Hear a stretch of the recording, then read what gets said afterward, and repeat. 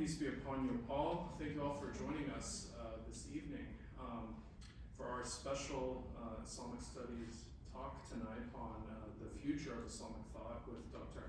Duderija. We're very lucky to have him with us this evening. This is our first talk that we've hosted since the pandemic. It's been a while. I think the last one was 2019. So we're very lucky. We're grateful to have this once again back at LMU on Family Weekend. So thank you to all the parents who joined us as well. Dr. Duderija serves as senior lecturer in the study of Islam and society at Griffith University in Brisbane, Australia.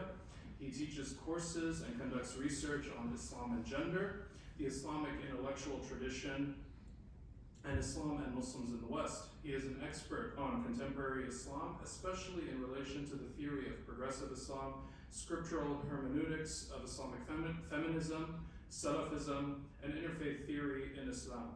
His publications include Islam and Gender, Major Issues and Debates, Islam and Muslims in the West, Major Issues and Debates, The Imperatives of Progressive Islam, Constructing a Religiously Ideal Believer and Woman in Islam, Neo-Traditional Salafi and Progressive Muslims, Methods of Interpretation, and serving as editor of The Sunnah and its Status in Islamic Law, The Search for a Sound Hadith. And we're also joined tonight by Chair and Professor of LMU Theological Studies, Dr. Amir Hussain, who will be moderating tonight's conversation. So let's give them all a round of applause.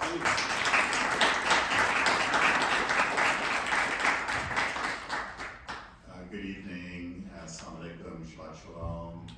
Thanks to everyone for coming.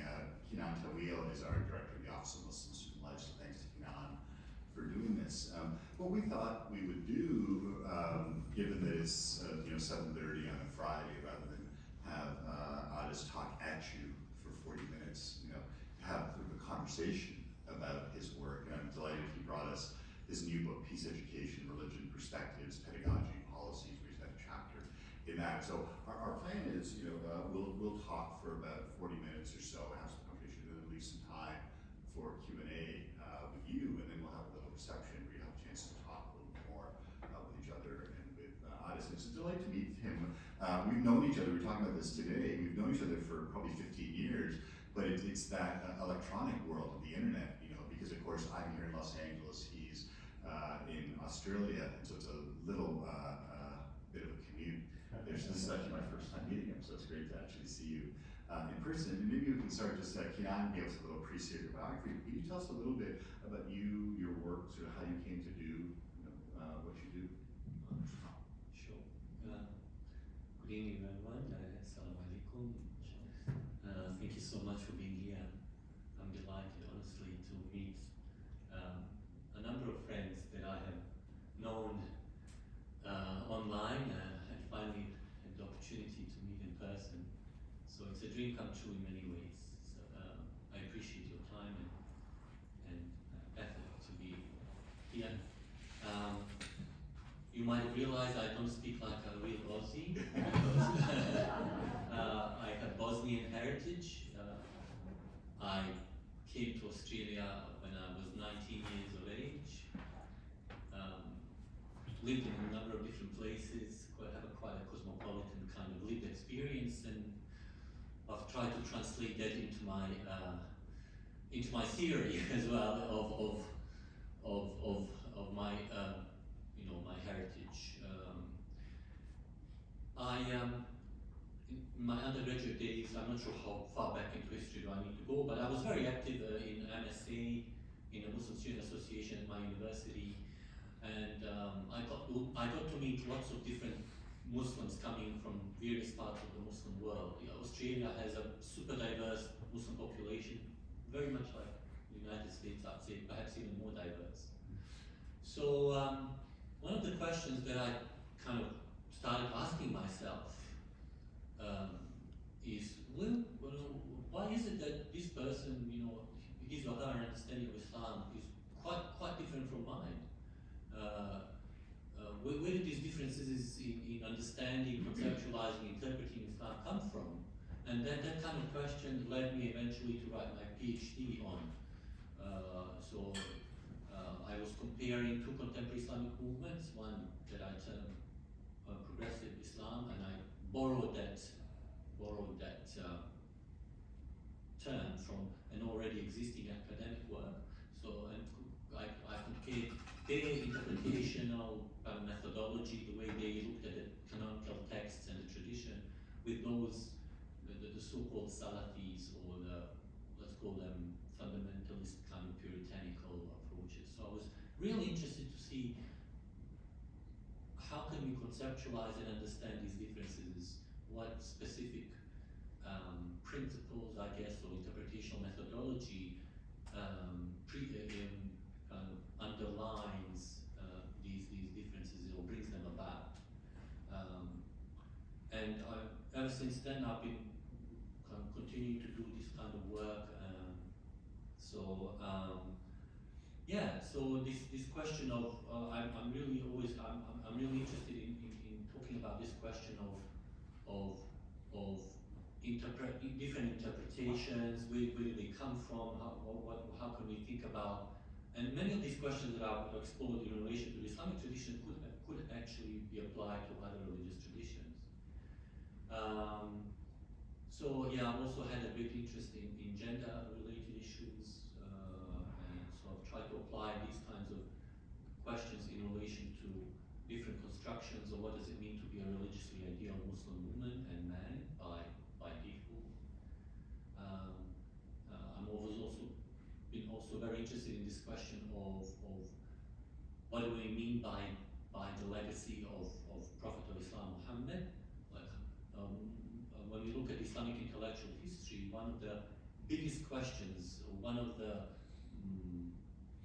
questions that have shaped the Islamic intellectual tradition quite significantly were these differences in understanding of this concept of sunnah, or different conceptualizations, different approaches to that have very, very important implications in terms of how do we think about Islamic ethics, how do we think about Islamic law, how do we think about Islamic theology. So my interests have been very broad and eclectic, somewhat eclectic, and they have been driven primarily by my own identity, some of the existential questions that I've had asking myself as someone who belongs to the tradition. So it's been an interesting journey, and I'm still trying to wrestle with these questions and explore them. So let's talk a little bit more about that. You know, the title of your talk is "The Future of Islamic Thought," and no pressure there. But maybe as a way of getting into that, can you talk to us about some of these currents? You mentioned some of them, but some of the currents in contemporary Islamic thought, you know, that diversity. Yeah, at the risk of overgeneralizing and simplifying, if we were to restrict our analysis to those type of movements that, let's say, take the tradition seriously, I guess I could pinpoint 4 major intellectual currents or trends. I already mentioned the Salafis, the puritanical fundamentalists, if you like, or there's always, the terminology is always not very precise, of course. The heavily textualist approach to the literature, to the canonical literature. I'm sure you have heard of the Salafi, the word Salafi, which essentially is somewhat misleading because the idea that there is Salafi basically generally speaking, refers to this idea of the first 3 generations of Muslims who are said to have embodied the most pure form of Islam, and therefore that kind of approach is encouraged to be replicated by subsequent generations of Muslims. So it's premised upon this idea that the first 3 generations of Muslims are the most authentic, that is kind of they embody the most authentic version of Islam, because there are many claims that this is an ahistorical claim and there are many problems.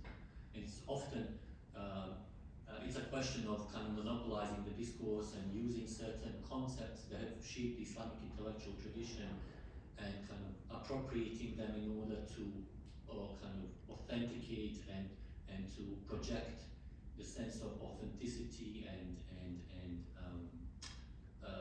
I guess credibility.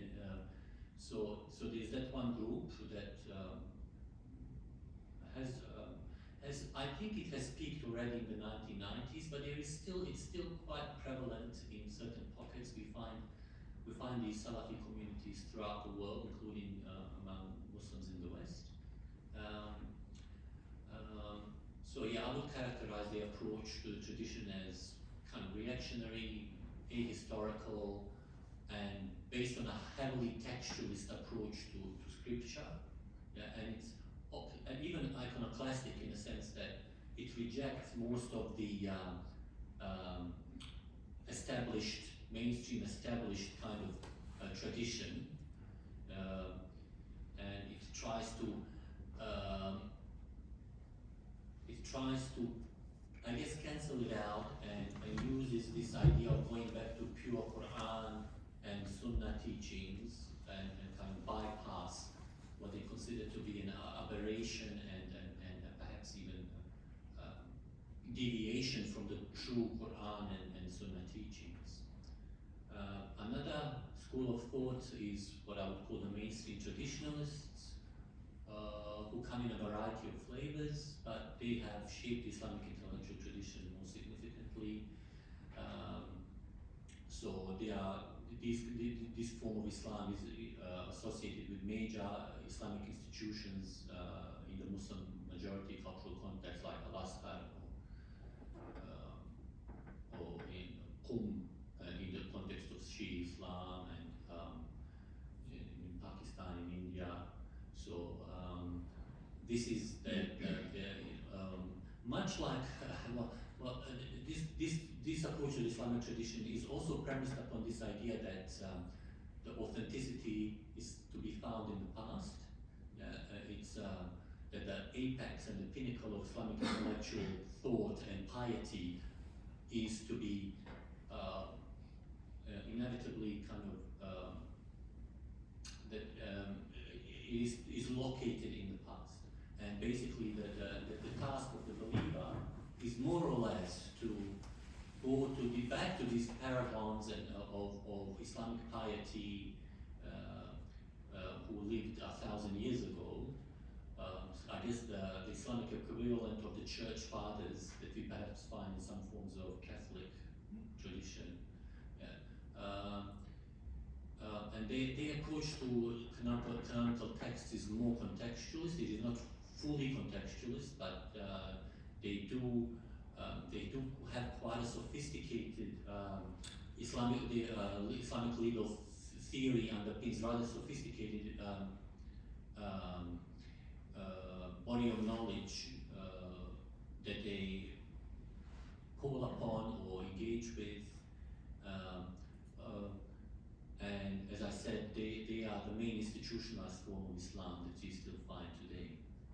So the mainstream traditionalists.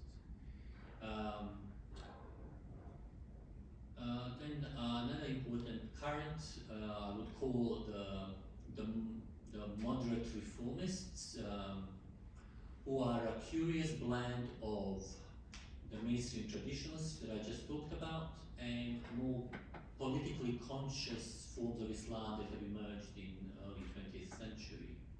The mainstream traditional school of thought that I just talked about, they are rather apolitical and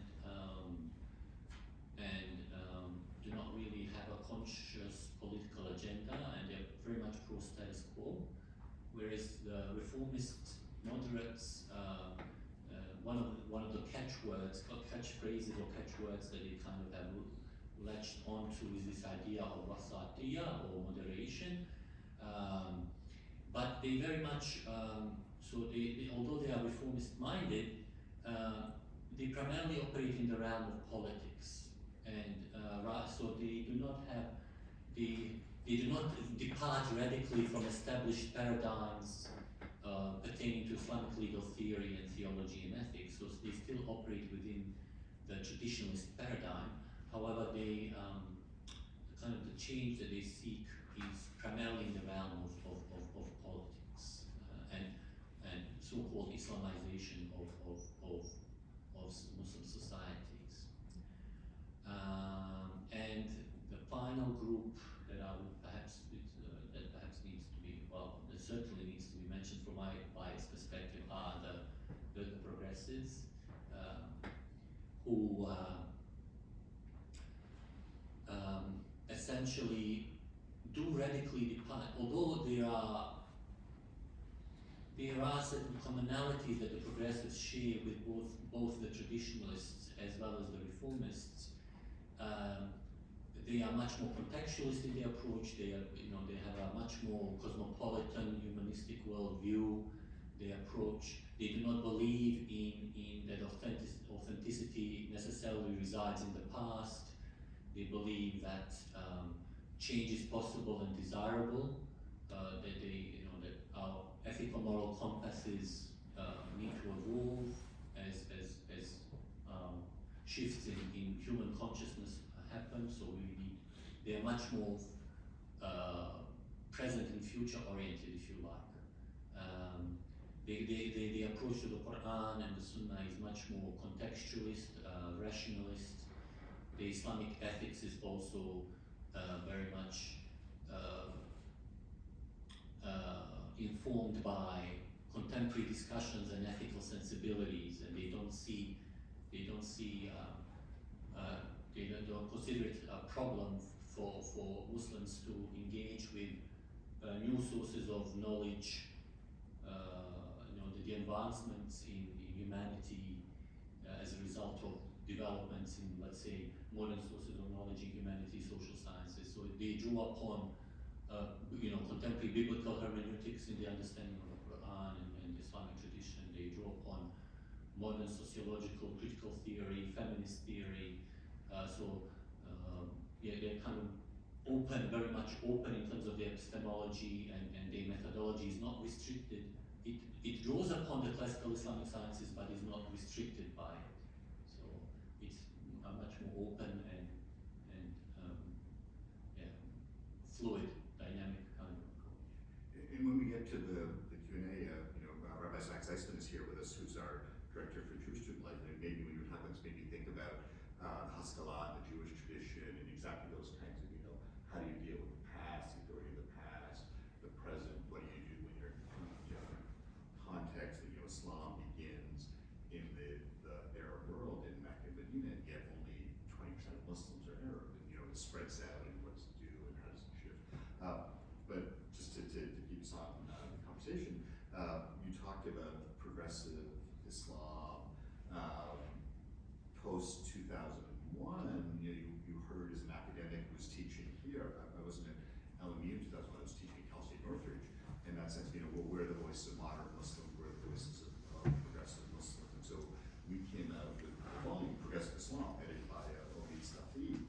Looking at this, you had Progressive Muslim Union. We've got Mani Zonneveld here with us, who's the founder and president of Muslim Progressive Values. And so, can you talk a little bit about sort of that progressive Islam, some of its defining features? Yeah, wonderful. Thank you so much. Well, that book that you mentioned was probably, I kind of fell in love with that book. And it was like a major impetus for me to I said to myself, well, if there's one thing that I would like to do in my life, is actually to contribute to this kind of approach to the Islamic tradition, and perhaps, broaden, deepen it, and that was really my starting off point, academically speaking, yeah. So I was really, it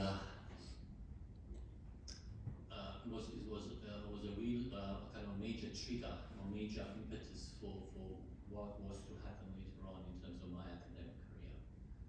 So, like some of the main delineating features, in many ways, to really be able to understand progressive Islam, we need to understand the major paradigm, the main traditionalist paradigm. In many ways, it was a kind of a critique of and a response to what progressive Muslims consider to be certain shortcomings, blind spots that kind of exist existed, still exist in the mainstream tradition. I mentioned earlier on that this idea that authority resides in the past strongly shapes mainstream traditionalist mainstream approaches. So, and in today's context, that has proven to be quite an obstacle and a challenge for contemporary Muslims to reconcile,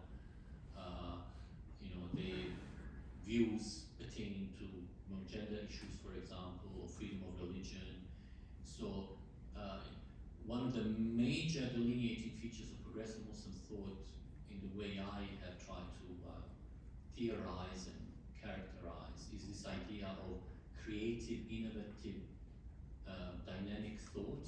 So this idea of going away from this idea of authority and the kind of the pinnacle of Islamic thought already having happened in the past.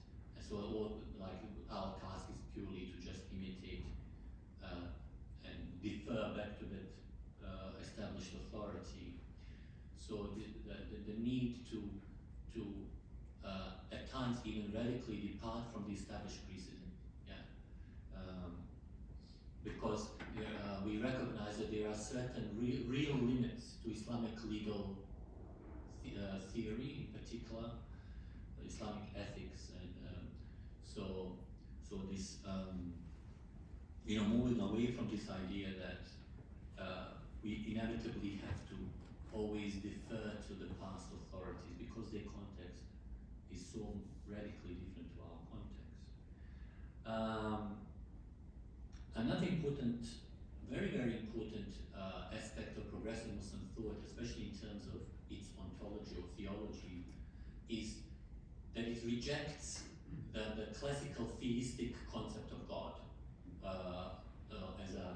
as this entity that exists beyond time and space, that immovable mover, the kind of the patriarch residing in the cloud, this kind of classical theistic God that we find in forms of Judaism and Christianity that has shaped strongly the Abrahamic religions and even non-Abrahamic religions. So the classical theistic view of God is rejected in favor of a panentheistic concept of God that we find in particular in process relational theology. I don't know how many of you are familiar with process relational theology. A God that is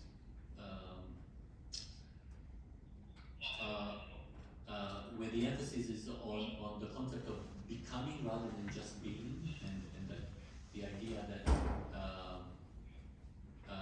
novelty and innovative thinking is something to be welcomed.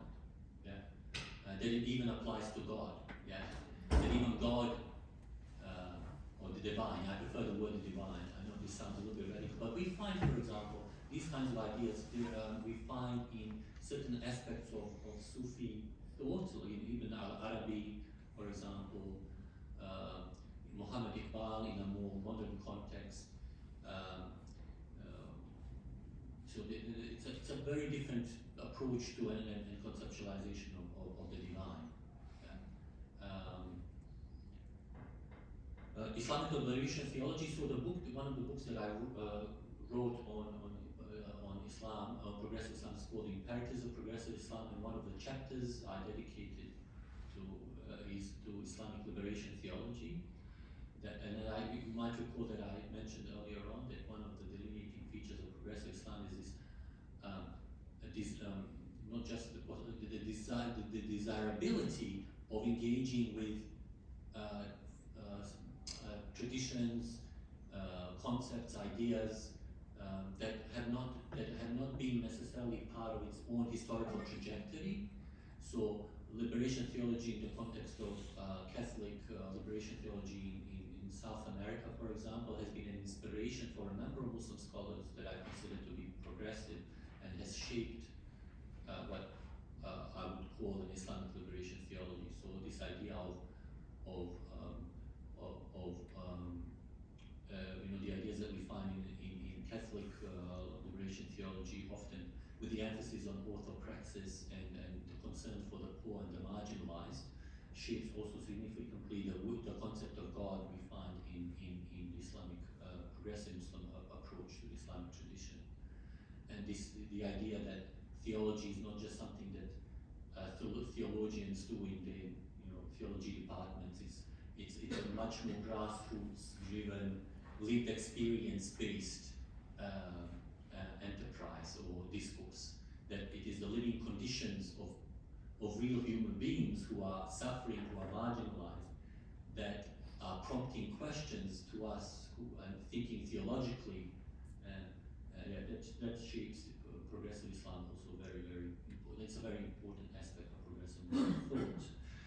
Contemporary approaches to gender justice, a very, very important aspect. Without gender justice, there is no progressive Islam. So a lot of work that progressive Muslim scholars have done over the last decade and a half, both at a scholarly level and at the activist level, has been in exactly that, working both at a theoretical level, because many progressive Muslim scholars consider themselves not just scholars but also activists. So a lot of the work that has been done in this space has been in relation to empowering Muslim women, developing a feminist theology in Islam, and now we have a second generation of Muslim scholars who are operating in this space, critical feminist, progressive, if you like, Islamic feminist hermeneutic started in the early 1980s, and now there is already a second generation of wonderful young Muslim women scholars, theologians who are using critical feminist theory, feminist theology in developing gender egalitarian and non-patriarchal interpretations of the Islamic tradition. And not to interrupt there, but just to name another marvelous scholar who teaches at a Jesuit school, because I'm required, and there's 3 Jesuits in the audience, to mention at least one other Jesuit school.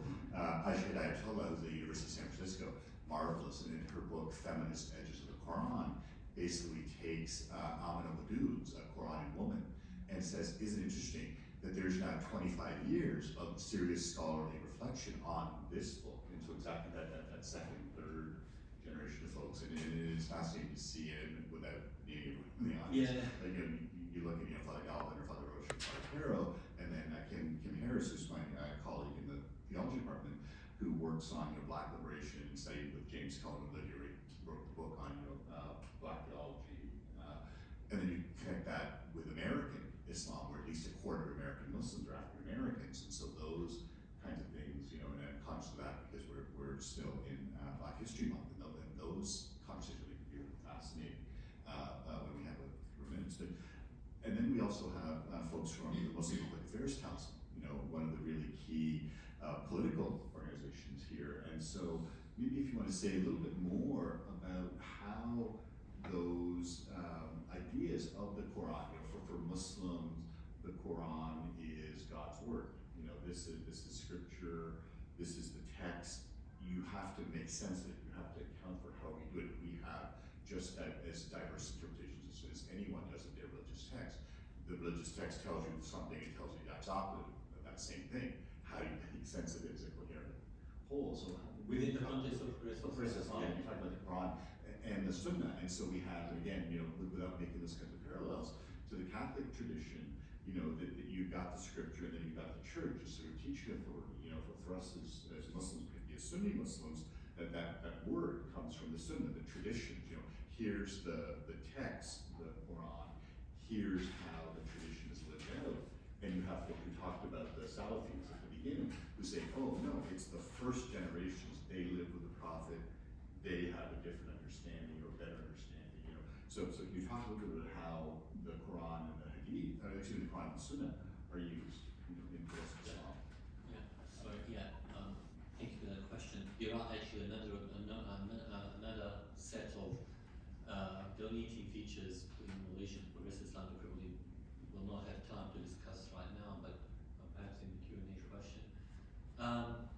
So again, to understand the progressive Muslims' hermeneutics or the scriptural reasoning aspect, again, it's often what we would consider to be a corrective of, or de-emphasizing certain existing interpretational impulses and amplifying other ones that might have existed in the past. Yeah, so one big one would be, like, unlike the traditionalists, who I would characterize them as having a semi-contextualist approach to the Quran and the concept of revelation that is purely textualist. Perhaps I need to elaborate upon this a little bit more.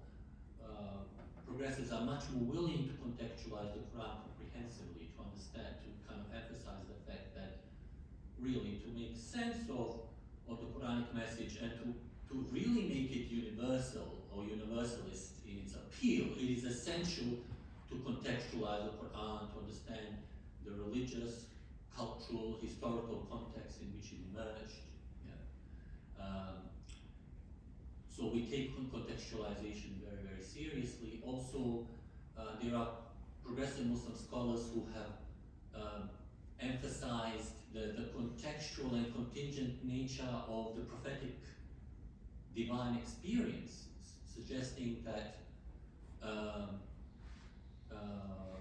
again, there is a contextualist and contingent element in it. That is not to say that they still adhere to its ontologically divine providence. However, they also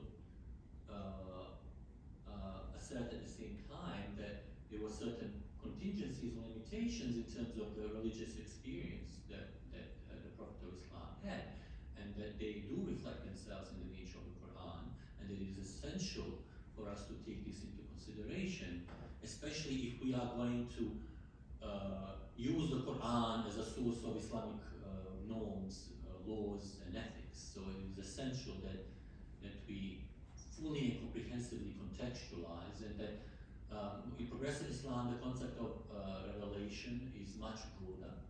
It is not restricted just to the text. It takes reason into account, the contemporary context, the shifts in human consciousness and ethical moral compass. So it's much broader, and this allows us to interpret the Quran much more contextually and to have a contextually driven kind of scriptural reasoning or hermeneutics. And we believe that by doing that, we still are able to capture or to honor the best elements of the Quranic message, and the kind of the trajectories, the moral trajectories and principles that we can deduce from the Quran actually allows us to be much more faithful to these and understand and be able to divorce the contextualist part of the Quran from the non-contextualist. So in relation to the concept of Sunnah, and that's something that has been a keen interest of mine for more than 25 years, progressive Muslims believe that the concept of Sunnah, or the legacy of the Prophet of Islam, Muhammad, is not to be restricted to what later became known as ulum al-hadith, the hadith-based sciences. That when we look at the formative period of Islam, the concept of Sunnah was understood to be something much broader, communitarian, something that is enshrined, or something that is embodied in certain values, ideas such as being just, being righteous, being so it's a much broader dynamic concept that can potentially evolve over time, because being what is justice in one context might not be just in another context. So it's a much broader ethical values-based and driven concept. It gets very complicated, but I guess we believe that the early understandings, when we look at the evidence that we have in form of the way the word Sunnah was employed, it actually suggests that it was a much more malleable, much more dynamic, ethical, religious values-based concept, rather than something that we find in texts in certain episodes of Islamic history, something that Prophet might have done in a particular context without taking into account the overall kind of message and legacy, or the overall legacy that, or the message that he wanted convey. So that again allows us to overcome certain problems that the traditionalist paradigm is unable to resolve, because they are wedded to certain methodologies and methodological interpretational paradigms that don't allow them to go beyond the established parameters of methodologies. Yeah, and those ahistorical readings can be so problematic. I was saying to Addis that it only took me 16 years of teaching here before I could convince my colleagues that maybe we need someone else to do Islam, because I'm supposed to do, the Quran yesterday, 1.5 billion people, it's going to take 1,400 years. We were able to hire Professor Saki of No Relation Hussein, who does marvelous work and trained at Oxford and under Nikolai Sinai, and we were just talking about being able to bring in those critical non-Muslim, whatever you want to call it, Western Orientalist sort of approaches, and then the Islamic sources. You have to take both seriously. You can't just, the danger of one side, you dismiss the Muslim sources as being confessional. The danger of the Muslim side is you dismiss these other sources as being Orientalist. And it's like, well, yeah, there's some problems on both sides. How do you read them? And I was saying to him, he's actually going to be teaching our major religious thinkers class, and he was asking for suggestions. I said, not that I'm telling him what to do, but if I was teaching the class, I might, what I've always wanted to do since I've been here is Shafi'i's Risala. Shafi'i is one of the key sort of legal thinkers, if you will. One of the 4 Sunni schools is named after him. His Risala, his letters really need the first sort of articulation of this. And he's very careful to say, okay, here I am in this town, we do this, but I know in that town, they do that. Am I, using technical terms, universalizing the particular? Am I saying that because we do this, that's the correct and only correct way, when I know that the next town over, they do that, And this is literally the first, arguably the foundational document for legal theory in Islam. And right there, you're building with those kinds of things. I think that becomes so powerful. But I'm going to throw it open to folks here, but before we do that, if you want to say a little bit more about the other defining features of Islam, and then we can throw it over some conversation, and then we'll have a little more conversation over food. Sure. So just that in terms of the scriptural reasoning, what I call a thematic or holistic approach is something that we find to be really necessary. I think the traditionalist paradigm invested in a particular methodology that is much more segmentalist and kind of linear rather than holistic, and that doesn't allow the reader, the interpreter, to really understand the whole. So like a really good example, like in Muslim family law, the Muslim jurists latched upon a particular Quranic verse and a particular concept of qiyama, and which is more patriarchal in its tone and meaning, whereas all the Quranic verses that have a much more egalitarian tone and meaning to them have been sidelined and have not impacted upon the nature of Muslim family law at all. So it was a clear interpretational choice on behalf of the tradition to amplify the patriarchal tones or voices in the Quran and de-emphasize and marginalize the egalitarian. Yeah. So whereas if you had a much more holistic and thematic approach, both to the Quran and even to Hadith, I believe that a much more gender egalitarian rendering or interpretation of the Quran would have been possible. Of course, people who have crafted Islamic intellectual tradition operated in a culturally patriarchal context, so that also infused it did also have an impact in terms of how they engage with the text. So they read the Quranic verses that they amplified kind of confirmed their existing biases and patriarchal kind of patriarchal worldview. So a thematic or holistic approach, I think, is very, very important also. And this is the way progressives have tried to provide a corrective to more segmentalist approaches to textualist evidence. Other delineating features is the idea of a human rights-based approach to the Islamic tradition, human rights era, modern ethos. Yeah, we know the Islamic intellectual tradition, historically speaking, has invested very heavily in this idea of human duties, rather than they've articulated the tradition in the context of the idea of a duty, rather than rights. This is like a very new language, but because, as I said earlier on, progressive Muslim thought is very is able to adopt and adapt from modern developments, any good idea, anything that is, because there is a particular ontology that I didn't talk about. So the concept of the divine in progressive Muslim thought is based upon this idea of God as the source of beauty, majesty, goodness, and justice. So anything that approximates these values or embodies these values is deemed Islamic by default. Yeah, it doesn't matter where it comes from. It doesn't matter if it was discovered by a Jewish community, or it was it came out of a particular Christian context, or if it's a humanistic kind of ideal. So it's appropriated because it better approximates the very nature of God, God's ontology as the source of, as I said, beauty, goodness, and truth and justice. So affirmation of religious pluralism, deep religious pluralism, is affirmed at a number of different levels, including the mystical, as well as the idea of that, when you engage with texts, inevitably, there's plurality of meanings, but also the idea that religious experience is always filtered through the human mind. So there is so many contingencies, so many sources of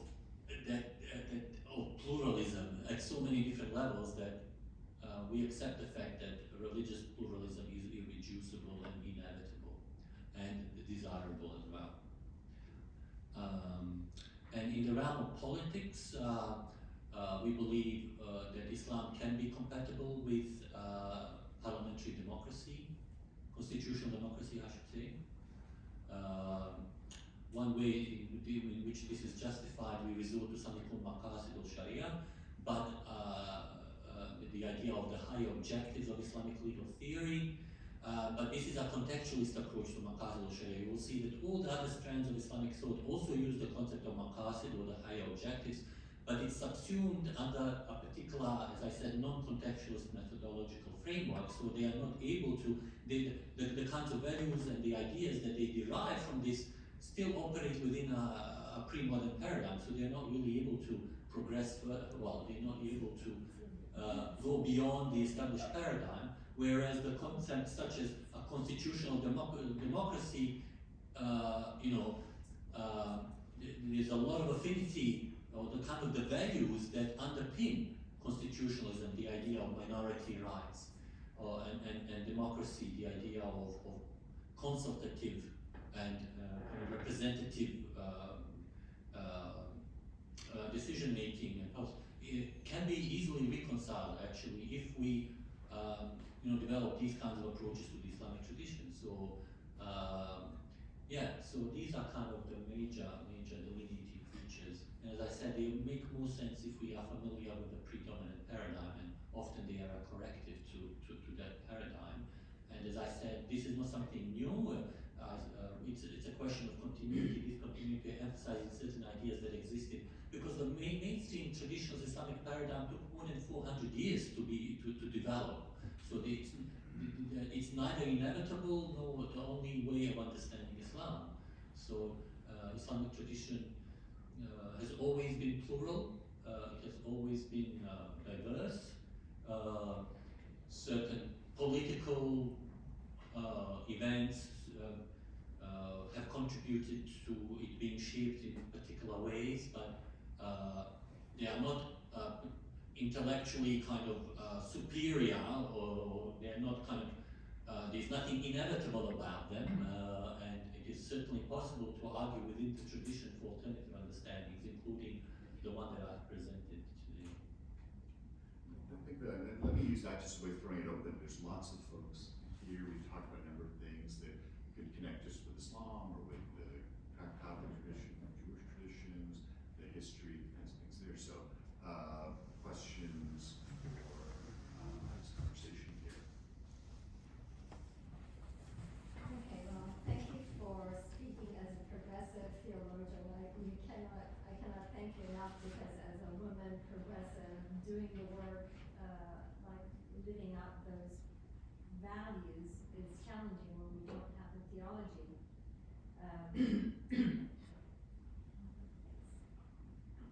thank you for speaking as a progressive male scholar of Islam. It's actually very challenging for us in the field as women to actually live out those values and exemplify that in lived realities. And I really appreciated the fact that you mentioned Maqasid al-Sharia, which is the ethics, and how that's basically how we construct our rationalization thematically, as you say, in encompassing the more universalist interpretation of Islam.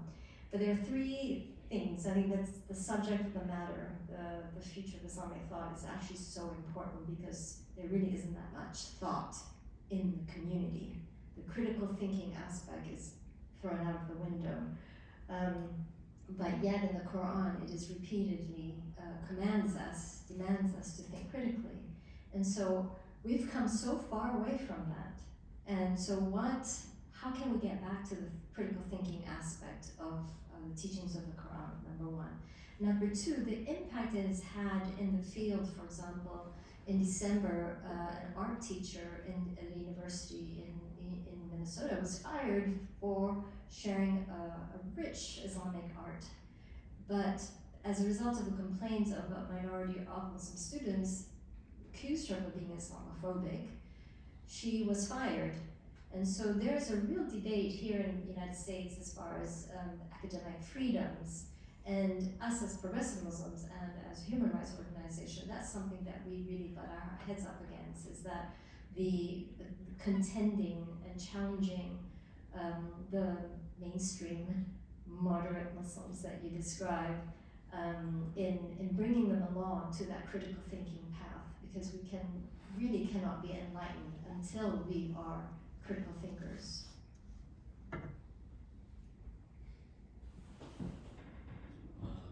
It's a very challenging question. I think the first step is, I think history always provides a really good lesson. In a sense, if we were to explain to our co-religionists that the Islamic tradition has always been contested, appropriated, pluralistic, and then also on top of that, develop, nurture a sense of what I call interpretational methodology awareness, to help them understand why do they think the way they think, where do these ideas come from, how did they inherit these kinds of ideas. You know, if we are able to kind of deconstruct and explain to them, well, you know, traditionalists have these views because there are something is happening behind the scenes in terms of, you know, particularly in relation to interpretational methodology, because many institutionalized forms of Islam, traditionalist forms of Islam, they are based upon certain tradition that was a process that is a combination of certain discursive and scholarly discourses and commitments. So if we can explain to our fellow co-religionists who are resisting change, explain them more about Islamic history, and if we are able to deconstruct their point of view and like why they think the way they think, hopefully that will at least allow them to understand that there are alternative ways of looking at these ideas, and hopefully they will be tolerant and respectful, and we can't really force them to think critically, but if we explain to them that, you know, things can be seen from different perspectives, and kind of provide a genealogy, or kind of help them understand why they understand Islam the way they do, hopefully that will at least be the first step towards them accepting the fact that their view is but a view, and that alternative views are just as legitimate. And obviously we need to invest in education with the younger generation. And I know you have been doing some fantastic work in terms of developing alternative curricula for children that you know, depart from what you find in your mainstream kind of Sunday school. So yeah, also we need to teach them universalist kind of spirituality, and we need to introduce them to universalist spirituality so that people respect, that there is a respect for a multitude of faiths, and this is where freedom of faith comes into play, because I know you've been doing quite a lot of work in that space. So I think, given what's been happening recently, I'm hearing that more and more Muslims are actually losing their faith. I think these other paradigms that I've just talked about, this is something biased of course, but I think the progressive paradigm allows Muslims to conscientiously reconcile their tradition with the contemporary aporia and dilemmas and kind of. So my hope is that Muslims will see the value and the merit of the kind of Islam that I've tried to present this evening, and that is highly methodologically aware. It understands history, it understands its own positioning, and therefore it has that element of criticality inbuilt. Yeah, so that is my hope. And so for me, as someone who's a Muslim who's for 18 years been teaching at this marvelous Catholic university, it's those, what can we as Muslims learn from the Catholic tradition? And I don't know, you may be able to help me with this. I don't know if he coined the phrase. I heard it first from Father Ted Hesburgh that the Catholic University is where the Catholic Church does its thinking. I'm not sure if he came up with that or if, I heard it from him. The late president of the University of Notre Dame, marvelous man there. And I think in some ways it's the university, where do we do this kind of critical thinking? This year I happen to be the president of the American Academy of Religion, the largest scholarly group for study of religion. And one of the nice things about being president is you get to do a couple of plenary sessions. And one of them that I want to do is on constructive Muslim theology, to say, isn't it interesting that you have these kinds of folks? So Martin Wynn, who's at Fairfield, another Jesuit university, has a grant from the Templeton Foundation doing some really interesting stuff on Muslim theology. Ibrahim Musa, who's a friend of ours at Notre Dame, coincidentally, does some really interesting work with some of the South Asian Muslim communities, including like going to the madrasas and bringing some of those sheikhs and teachers here to the US. Majid Dalla, who's at the GTU in Northern California, as a Shia Muslim woman talking about, where are the voices of Shia women, and not just women, but Shia women in particular. And then Anna Gay. So those will be the four folks. Anna's this marvelous person who works on Muslim environmentalism and where to sort of speak to environmental justice, because for our students, that's one of the key. It's as much about environment as it's about gender or sexuality and things like that. So where I'm going with this, I think, in response to Ani's question, I would encourage folks in the reception to connect with Ani, who's the founder of Muslim Progressive Values, that these are the kinds of ways in which we can do that kind of critical thinking. You have these scholars. And the problem, of course, is that we don't make it into the Muslim sort of mainstream. I was talking about this when my last book came out in 2016. I was probably invited to over a dozen churches to talk about this book about Muslim America. I was probably invited to over a dozen synagogues. I was literally invited to 2 masajid, one of them being Kinan's, in Hawthorne, because the Muslim community just doesn't have that same kind of infrastructure for education, adult ed, having those things. And you think about all these marvelous scholars that we've talked about, Aisha Ayatollah, Akisha Ali, Asadi Sheikh, Ibrahim Musa, doing amazing kinds of work, but how much of that goes into the Muslim mainstream? Yeah. Other questions? Ryan Parker. Yeah. Thank you for this wonderful talk. For me, it felt like a breath of fresh air.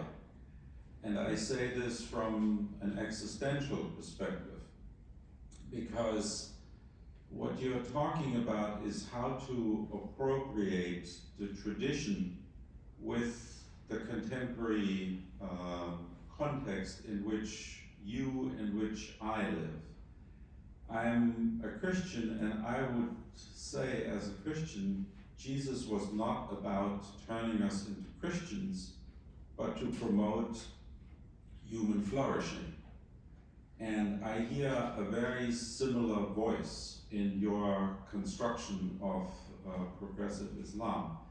My question, and it's a question I also ask myself, to what extent is the version of Islam that you seek to construct and that is emerging, as I understand it, you appropriate process theology. To what extent is that different from humanism? Or is it the same? Thank you.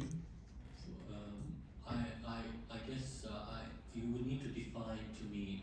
You mean it is the atheistic humanism of the Enlightenment? Is that what you have in mind? No. And I don't use humanism as a swear word, and I deliberately didn't say secular humanism. I mean, it is to the extent that it believes that in human dignity, regardless of any kind of secondary sources of identity, religion, gender, whatever it is. Yeah, it is definitely believes in the idea that everyone is entitled by virtue of simply being human, entitled to see. That's why I talked about one of the delineating features of progressive Islam being based upon the human rights era ethos. Yeah. So definitely, I mean, there's a couple of wonderful books. Professor Abdulaziz Sakadina has written a wonderful book on human rights in Islamic tradition and argued for a conceptual compatibility between modern rights, modern era human rights and Islamic tradition. So it's possible to translate these ideas and kind of reconcile them. So if that's what you mean by humanistic humanism, then I don't see a problem at all. We've always had, I like to use the word cosmopolitan Islam in lieu of progressive Islam. The idea that it values human life regardless of all these additional identities that we all have inherited or make us part of who we are. So there are a couple of books written in the 1980s also with the title Islamic Humanism, I can recall. So it is certainly possible. And as you said, it's all about human flourishing. Yeah. And I guess as a theistic tradition, we would have an additional layer where the human flourishing is connected to the source of all life, and that's conceptualized in terms of beauty, goodness, mercy, and justice. So yeah, progressives would be very comfortable with this kind of approach.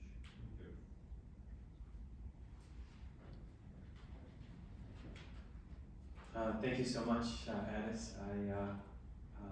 It's an honor to meet you. Hopefully you'll sign your book for me that I have. So I had a question. So I also divide up Islamic thought in pretty much the same 4 groups that you do.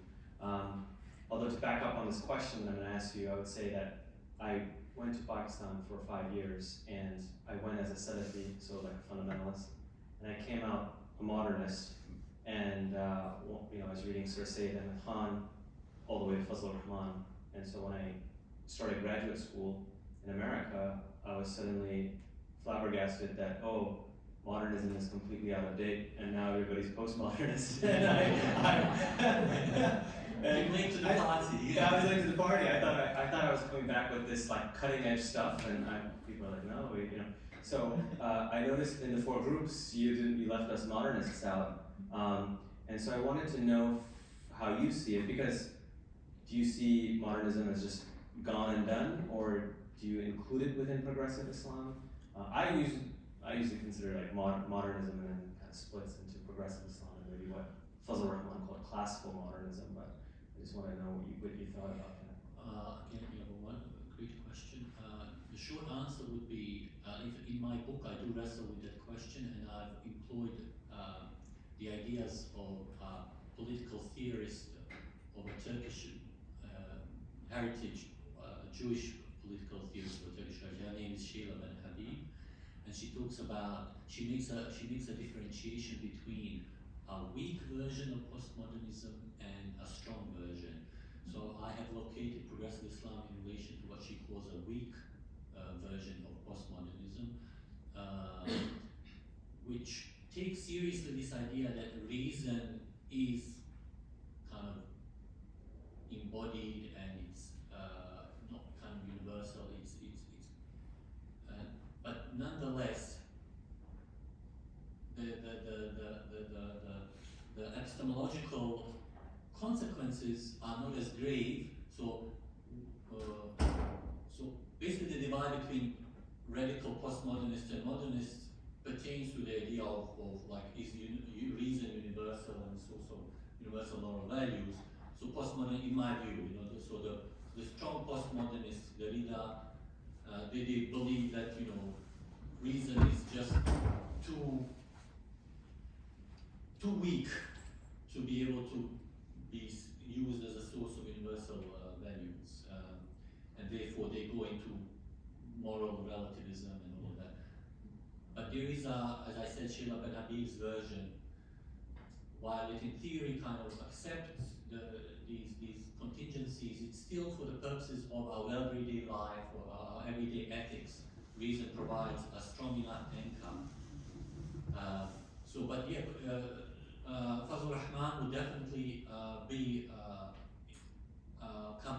would come under category of progressive Muslims because he engaged with postmodern thought. He engaged with Gadamer and Heidegger and the questions pertaining to objectivity and subjectivity of meaning. So he was in my view, a forerunner or a pioneer of progressive Muslim thought in many ways, especially his contextualist double movement, contextualist hermeneutical move. So in that sense, if Fazlur Rahman very much feels at home in the progressive camp. Does that answer your question? Yeah, it does. I do suspect that there are differences, and I've seen it in Christianity, so I read on liberal theology versus liberation theology, and sometimes they're actually at loggerheads. I feel like there might be a similar disconnect, but a lot of the same shared goals, but some differences. For example, I feel modernists have what many postmodernists would consider a naive view of reality, and would be fighting for what they think is the true and original meaning of the text, whereas many progressives seem to be arguing for there is no text. And so, but anyways, we can talk about this. I think that's an important point that you make. Progressives believe in the concept of communities of interpretation, right, that arise as a result of certain commitments, maybe be textualist or metatextualist in nature. So I think the location of meaning, as far as progressive Muslims are concerned, is to be found in this dynamic interplay between the author, the text, and the reader. But they would emphasize the importance of the reader. However, we use Stanley Fish's concept of communities of interpretation to introduce a level of objectivity, because otherwise the meaning would be entirely subjective. Every reader, interpreter, has his or her subjectivities, and there would be kind of radical